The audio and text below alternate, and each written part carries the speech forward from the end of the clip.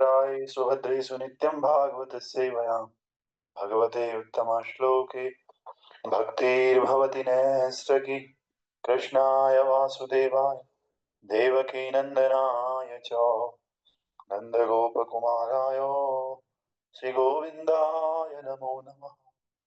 मूकं करोति वाचालं पङ्गुं लङ्घयते गिरिं यत्कृपां तमहं वन्दे श्रीगुरो दीनतारिणं श्रीपरमानन्दमाधवं श्रीकृष्णचैतन्य ईश्वरं गुरुवे गौरचन्द्राय राधिकाय तदालय कृष्णाय कृष्णभक्ताय तद्भक्ताय नमो नमः।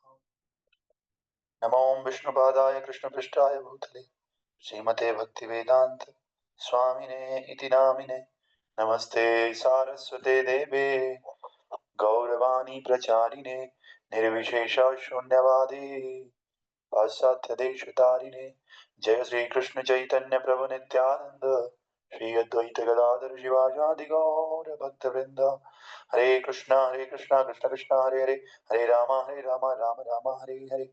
नमो पंकजनाभाय नमो पंकजमालिने नमो पंकजनेत्राय नमस्ते पंकजाग्रये। ग्रंथराज श्रीमद् भागवत महापुराण की जय। तो श्लोक संख्या श्रीमद् भागवत महापुराण दूसरा स्कंद पांचवा अध्याय समस्त कारणों के कारण और श्लोक संख्या 15 इस प्रकार से नारायण परा वेदा देवा नारायण गजा नारायण पर लोका नारायण पर मखा नारायण परा वेदा देवा नारायण गजा नारायण परा लोका नारायण परा मखा। हरि बोल। श्री कृष्ण प्रभु जी।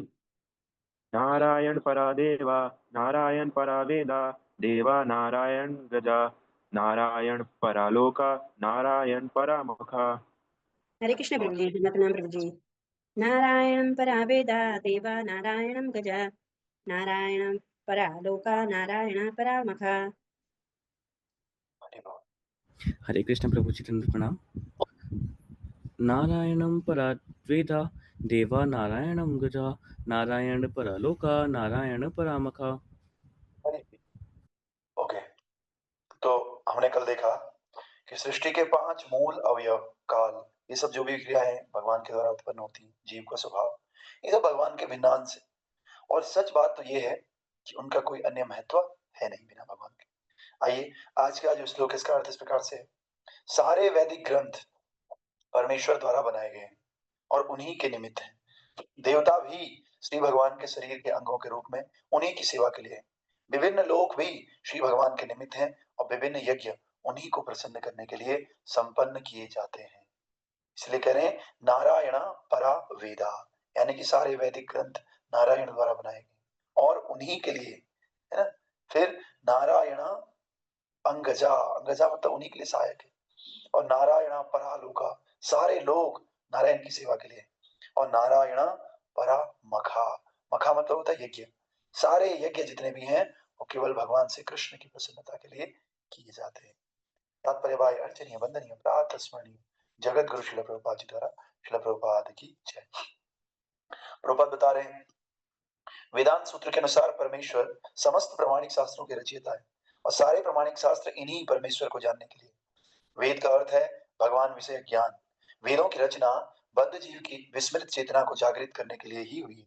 और ऐसा साहित्य जो इस चेतना को जागृत करने वाला नहीं होता वो नारायण भक्तों द्वारा तत्काल त्याग दिया जाता है। जिन भक्तों में भगवान की कोई कथा वर्णन नहीं होता है, भगवान की महिमा का वर्णन नहीं होता, भगवान के भक्त उसको त्याग देते हैं, उसका सेवन नहीं करते, है ना। जिन ग्रंथों का लक्ष्य नारायण नहीं होता ऐसे भ्रामिक ग्रंथ ज्ञान नहीं है, अपितु उन कौवों के क्रीड़ा स्थल है जो विश्व भर का जूठन खाने में रुचि रखते हैं। जिनमें भगवान लक्ष्य नहीं है तो ऐसे ग्रंथ उसको ज्ञान नहीं बोलते, उसको अज्ञान बोलते। ज्ञान का कोई भी ग्रंथ नारायण की ओर ले जाने वाला होना चाहिए, अन्यथा उसका त्याग कर देना चाहिए। ज्ञान की प्रगति का यही साधन है। परम पूज्य विग्रह नारायण है और पूजन के लिए देवताओं को नारायण से गौण स्थान प्रदान किया जाता है, क्योंकि देवता तो विश्व के कार्यों की व्यवस्था में सहायक होते हैं। जिस प्रकार किसी राज्य के अधिकारियों का आदर इसीलिए होता है क्योंकि राजा से उनका संबंध होता है, उसी प्रकार देवताओं की पूजा भगवान के साथ उनके संबंध के कारण होती है ना। और जैसे कोई बच्चा है घर में और उसके पिताजी बड़े महान है तो पिताजी के कारण उस बेटे का भी सम्मान होता है। इसका मतलब ये नहीं है कि बेटा बहुत सम्मानित है, बेटे ने बहुत बड़े काम कर दिए। पापा का बेटा है इसलिए पापा का काम-धंधा देखता है, इसलिए उसका भी सम्मान होता है ना? इसी प्रकार से भगवान श्री कृष्ण सर्वोच्च हैं, सुप्रीम हैं और ये देवता उनकी जो ये सृष्टि है इसमें सहायता करते हैं। उनकी व्यवस्था में या उनकी जो सरकार है गवर्नमेंट उसमें सहायक होते हैं इसीलिए देवताओं को भी हम पूजा करते हैं, है ना? जिस प्रकार किसी राज्य के अधिकारियों का आदर होता है क्योंकि राजा से उनका संबंध है, उसी प्रकार देवताओं की पूजा भगवान के साथ उनके संबंध के कारण होती है ना? तो ये नहीं सोचना देवता अलग है, भगवान अलग है, मतलब है तो अलग लेकिन फिर भी एक साथ है। भगवान से संबंध न होने पर देवताओं की पूजा अनुचित है, अविधि पूर्वक है। ठीक उसी प्रकार जिस प्रकार के वृक्ष की जड़ को पानी न दे करके वृक्ष की जड़ को पानी न सींचकर उसकी पत्तियों और टहनियों को सींचना। अतएव सारे देवता भी नारायण पर ही आश्रित होते हैं। विभिन्न लोग इसलिए आकर्षक लगते हैं क्योंकि उनमें विभिन्न प्रकार का जीवन है और आनंद है, जो सच्चिदानंद विग्रह की आंशिक अभिव्यक्ति है। प्रत्येक व्यक्ति शाश्वत आनंद तथा ज्ञानमय जीवन चाहता है। ऐसा आनंद तथा ज्ञानमय शाश्वत जीवन उच्चतर लोकों में ही संभव है, लेकिन वहां तक पहुंचने पर वो भगवत धाम जाने के लिए उन्मुख होता है। जीवन की आयु या अवधि भी आनंद तथा ज्ञान की मात्रा के अनुपात में एक ग्रह से दूसरे ग्रह में अधिक हो सकती है। विभिन्न ग्रहों में जीव की आयु हजारों लाखों साल तक बढ़ती है, किंतु शाश्वत जीवन कहीं भी नहीं।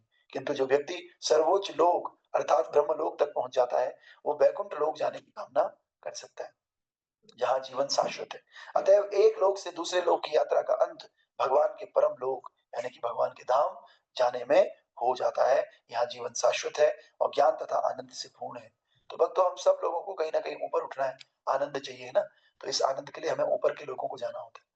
तो ऊपर के लोगों को जाने के लिए हमें भगवान की भक्ति करनी है और ऊपर जाते जाते सबसे अंतिम लक्ष्य क्या है? भगवान का गोलोक धाम, वृंदावन धाम। और इस वृंदावन धाम में जाकर के सारे लक्ष्य, सारी कुछ भी चीज पाने की इच्छा सब खत्म हो जाती है, क्योंकि इससे ऊपर कोई लोग है नहीं, है ना? तो अतएव जितने सारे यज्ञ किए जाते हैं ये सब भगवान नारायण को प्रसन्न करके उन तक पहुंचने के लिए होते हैं। और इस कलयुग के लिए जिस सर्वश्रेष्ठ यज्ञ की संस्तुति की जाती है वो संकीर्तन यज्ञ है, जो नारायण पर भक्त की भक्तिमय सेवा का मूल आधार है। तो बस जितने भी लोग हैं, जितने भी यज्ञ हैं, जितने भी शास्त्र हैं, ये सब शास्त्र नारायण की प्राप्ति के निमित्त है, भगवान को प्राप्त करने के लिए निमित्त मात्र है ये सब शास्त्र। इसलिए हम सबको यज्ञ करना चाहिए और यज्ञ करके भगवान से कृष्ण को प्राप्त करना चाहिए। और इस कलयुग का सर्वश्रेष्ठ यज्ञ नाम संकीर्तन है, इसलिए सबको मिलकर के संकीर्तन करना चाहिए और भगवत प्राप्ति करनी चाहिए। तो आइए मंगल आरती के रूप में नाम संकीर्तन करेंगे, है ना? संसार दावानल लीलो